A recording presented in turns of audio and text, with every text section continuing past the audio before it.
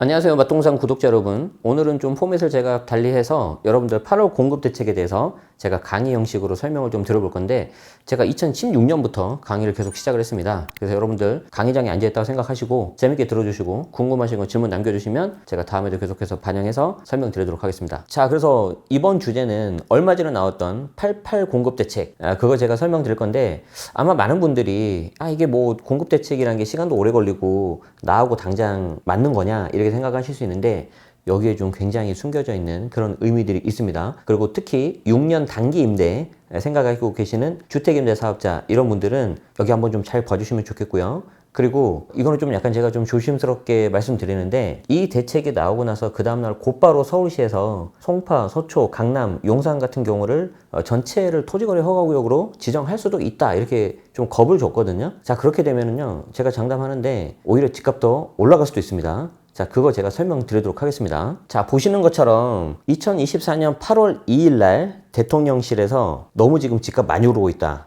우리가 추가 대책 낼 수 있다, 이렇게 말을 했는데, 저는 15일 전에 낸다고 해서 광복절이 있는 그 주, 그때 좀 이렇게 내려고 한 것처럼 예상을 했었는데, 곧바로 8월 8일 날 나왔습니다. 생각보다 좀 빨리 나왔어요. 그런데 여기 보시면 아시겠지만 제목이 주택 공급 확대 방안입니다. 그래서 다행히 지금 이 자체에는 규제 지역 관련해서는 나오진 않았어요. 그래서 이제 공급 관련된 내용인데, 이 공급을 여러분들이 어떻게 하셔야 되냐면은 단기 그리고 중장기 이렇게 좀 두 개로 나눠서 보셔야 돼요. 그래서 단기적으로는 비아파트에 집중을 하고 중장기적으로는 아파트에 집중을 한다. 그러면 내가 이걸 어떻게 할 거냐, 여기에 대해서 이제 정부가 수요 분산을 시키려는, 억제를 하려는 그런 목적이 있는 거예요. 자, 그래서 여러분들이 이 보도자료를 보시면 아시겠지만 양이 상당히 많아요. 여러분들께서 항상 보도자료의 첫 부분을 보면 이렇게 추진 방향, 일종의 요약이거든요. 요건 이제 한 장으로 이렇게 통과가 돼야 된단 말이에요. 여러분들 보고서 많이 쓰신 분들 아시겠지만, 그래서 5가지가 있어요. 도심 내 아파트 공급 획기적으로 확대하겠다. 그리고 빌라 등 비아파트 시장 정상화 시키겠다. 그리고 공공택지 신속 공급 하겠다. 그리고 서울 수도권 신규 택지 발표하겠다. 요게 지금 핫한 녀석이죠. 요거 잘 보셔야 되고요.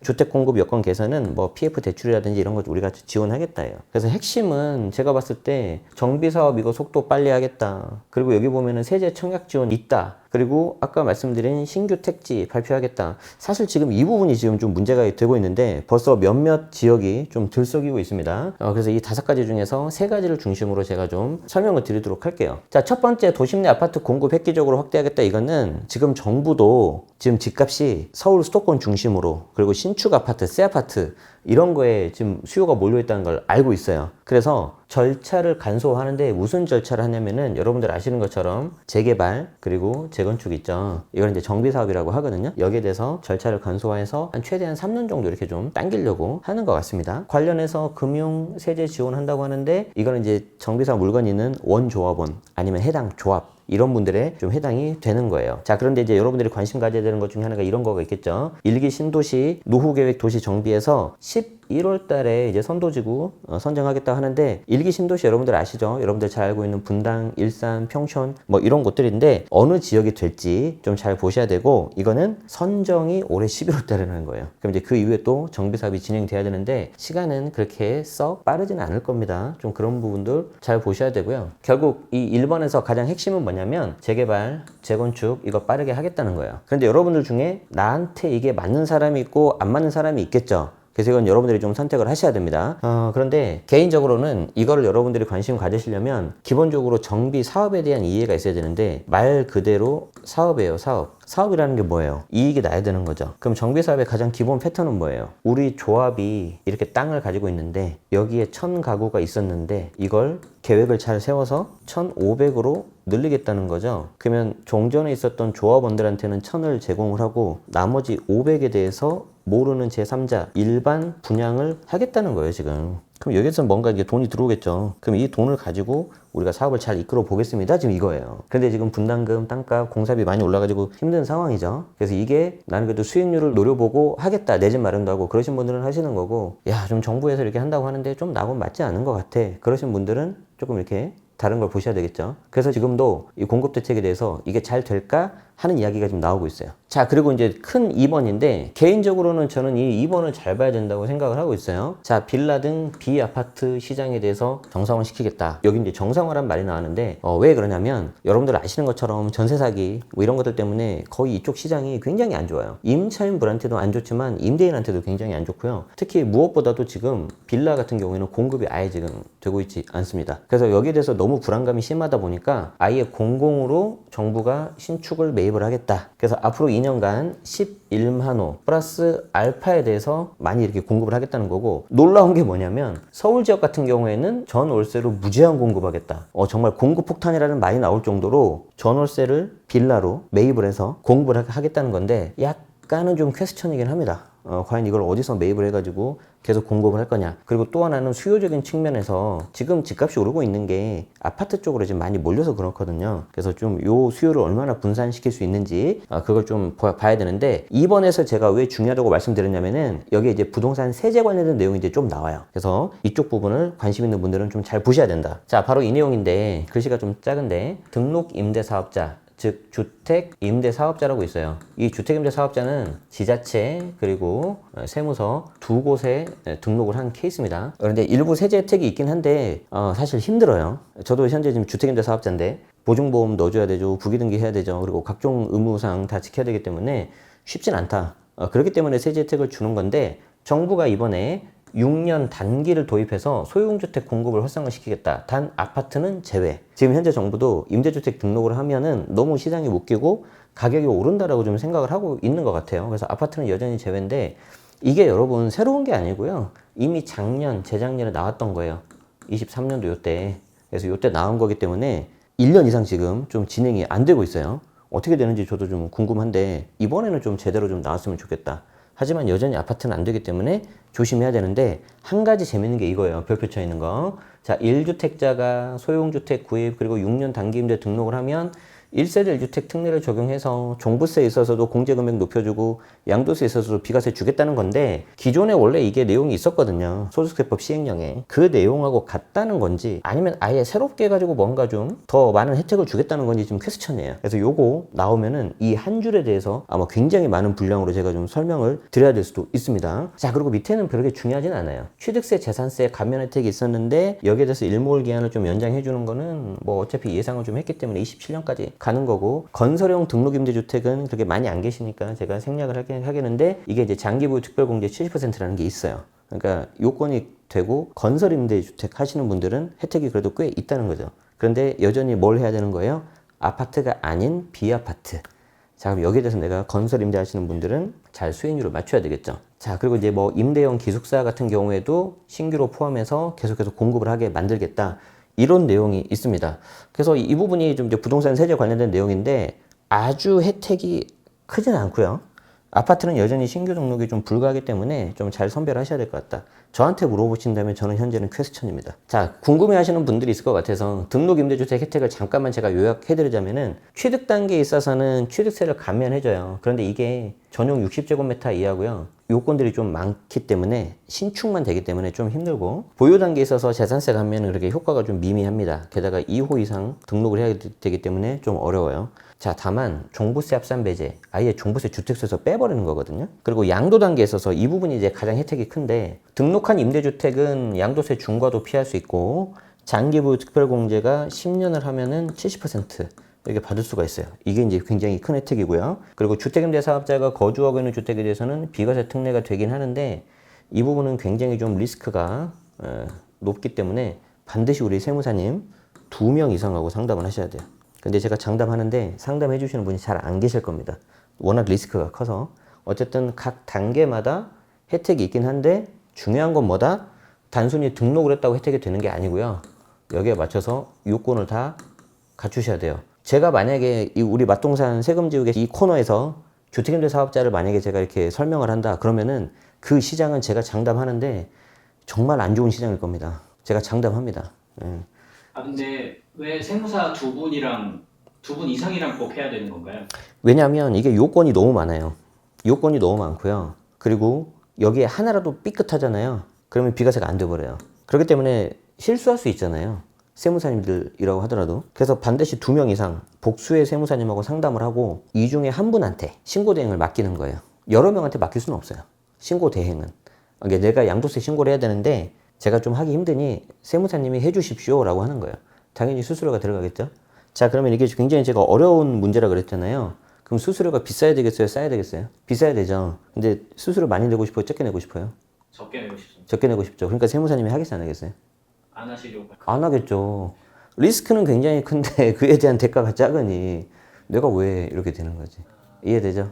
네, 그럼 한 분한테 신고 네. 아, 해도 돼요. 2명한테 상담을 하면 상담료가 2배가 들겠죠.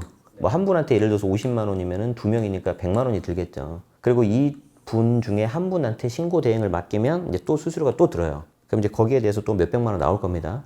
그럼 그렇게 해가지고 하는 건데 한 분한테는 상담만.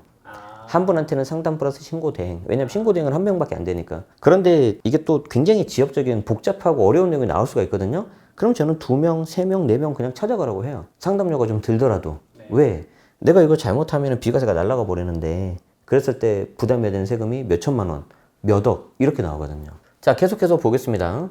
임대인 입장에서 빌라 등 비아파트 시장 정상화를 위해서 신축 소형주택을 매입을 하면 주택수를 제외해 주겠대요. 근데 요건이 굉장히 좀 다양하게 있어요. 여기 좀 조그맣게 되어 있는데 전용 60제곱미터 이하고 수도권은 6억, 지방 3억, 그리고 다가구, 연립, 다세대, 도생, 주거용 오피스텔 이렇게 하는 건데 이걸 내가 구입하면 취득, 종부, 양도세 산정 시 주택수 제외하겠다. 그걸 27년 12월까지 하겠다. 자, 그리고 이거는 신축이고요. 신축이 아니라 이미 지어진 기축 있죠. 이미 만들어진 거. 이런 경우에도 주택수 제외가 되는데 조심해야 되는 게 뭐냐면 등록임대주택으로 등록을 해야 돼요. 아까 말씀드린 지자체 등록. 이거 10년 하셔야 됩니다. 진짜 조심하셔야 돼요. 그래서 이 주택수 제외라는 말만 믿고 현혹되면 안 된다. 제가 주택임대 사업자이기 때문에 자신있게 말씀드릴 수 있어요. 이건. 자, 그리고 제가 3번은 좀 이렇게 패스하고요. 별로 중요하지 않으니까. 4번 보겠습니다. 이거 4번 중요해요. 4번 중요하다. 미래 세대를 위해 서울과 서울 인근의 그린벨트를 활용하겠다. 저는 이거 개인적으로 이거 안 나올 줄 알았거든요. 야, 이걸 건드린다고? 이걸 설마 건드려? 그런데 이번에 하겠대요. 그래서 토지 이용 뭐 효율성 제고 뭐 있는데 뭐 이거 별로 중요한 말 아니고요. 주택 추가 공급하겠다 이거죠. 그러니까 그만큼 지금 주택 공급하는 게 어렵다는 거예요. 서울이 이렇게 있으면 이 안에다가 공급을 하려면 택지 개발을 해야 되는데 택지가 없으니까 재개발, 재건축밖에 없다고 제가 말씀드렸잖아요. 근데 이것도 쉽지 않단 말이에요. 그러니까 요 주변에 있는 그린벨트를 이제 풀겠다는 거죠. 자, 그러면 생각을 해보세요. 이걸 풀어서 굉장히 좋은 땅인 그린벨트를 풀어서 새 아파트를 공급하겠다. 자, 그럼 당연히 이거 새 아파트 사고 싶어 안 사고 싶어요? 사고 싶죠. 그럼 이거 그린벨트 풀어서 좀 기다리겠어 안 기다리겠어? 기다리겠죠. 자, 몇 년 걸릴 것 같아요 대략? 아무리 빨리 한다고 해도 한 10년? 그렇죠. 한 10년 걸리죠. 자, 그러면 이제 내가 30대인데 그린벨트 굉장히 좋은 자리에 새 아파트를 받을 수 있다. 그럼 이제 내가 베팅해야 되는 거죠. 할지 말지. 그런데 정부는 원하는 게 이거겠죠. 수요를 분산시켜야 되잖아요. 너무 지금 오픈런으로 줄이 쫙 서 있단 말이에요, 지금. 제가 오늘 오면서도 항상 더 현대서울 백화점으로 오는데 항상 줄이 서 있단 말이에요, 팝업 스토어에. 이 팝업 스토어 너무 줄이 기니까 어떻게 해야 돼요? 분산을 시켜주고 싶은 거예요. 어떻게 하면 돼요? 이 핫한 팝업 스토어 옆에 또 옆에 핫한 브랜드를 가져오면 되잖아요. 지금 이게 이거예요. 자, 그런데 그건 내가 조금 줄 서면 들어가서 물건을 살 수가 있는데 얘는 내가 10년 정도는 봐야 된다는 거죠. 자, 그리고 눈치 빠르신 분들은 야, 무슨 10년이냐. 내가 10년을 못 기다리니까 어차피 그럼 여기 요 그린벨트 주변에 내가 다른 걸 사놓으면 되지 않을까 이런 생각 들겠죠. 이거 사람이 생각하면 누구나 다 똑같아, 머릿속이 똑같잖아요. 자, 그렇기 때문에 여기에 대해서는 어떤 내용이 나오겠냐면 투기 방지. 신규 택지 발표할 때까지 11월 정도로 예정되어 있는데 신규 택지 발표할 때까지 서울 그린벨트 전역 그리고 인접 수도권 지역 등을 토지거래 허가구역으로 한시적으로 지정하겠다. 자, 토지거래 허가구역으로 되면 어떻게 되냐면요. 갭 투자를 할 수가 없어요.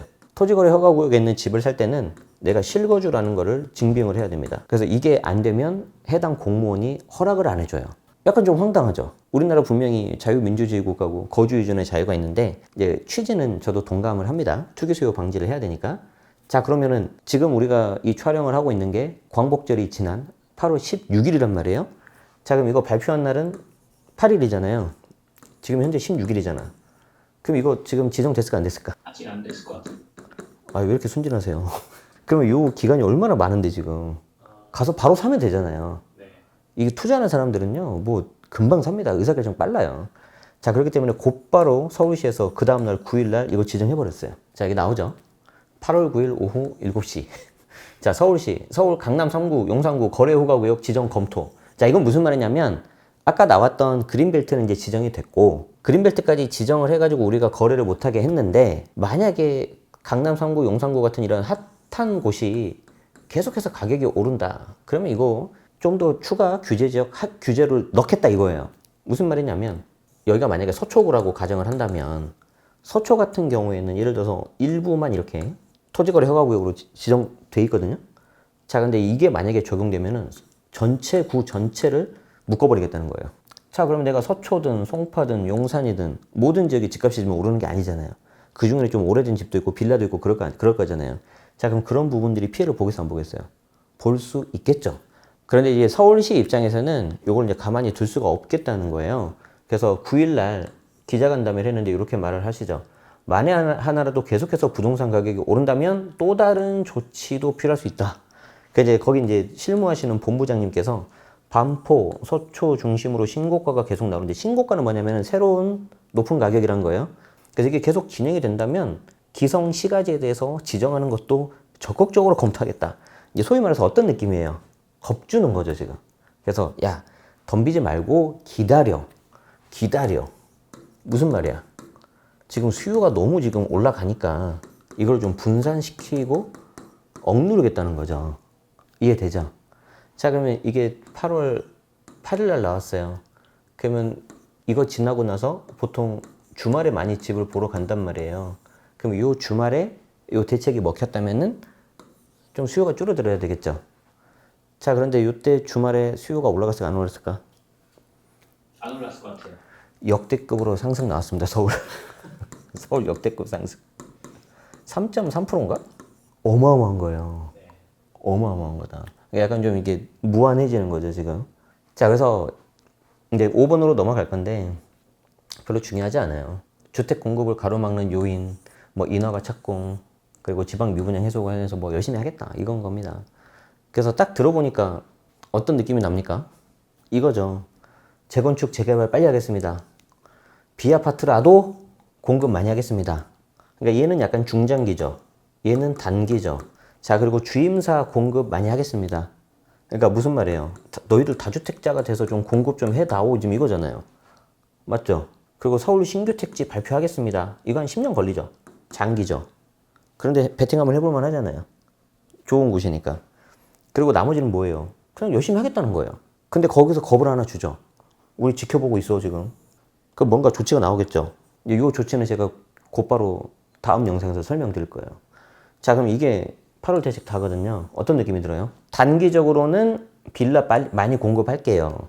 중장기적으로는 여러분들이 원하는 서울 그린벨트 플러스 새 아파트 그리고 재건축 재개발 빨리 할 수 있도록 할게요. 그리고 투기꾼이라고 말했던 다주택자분들 공급 좀 해주세요. 6년 단기 묶어서. 왜냐하면 여러분들이 있는 전월세 시장은 80%가 민간, 즉 다주택자가 공급하고 있거든요. 정부에서 하는 게 아니고.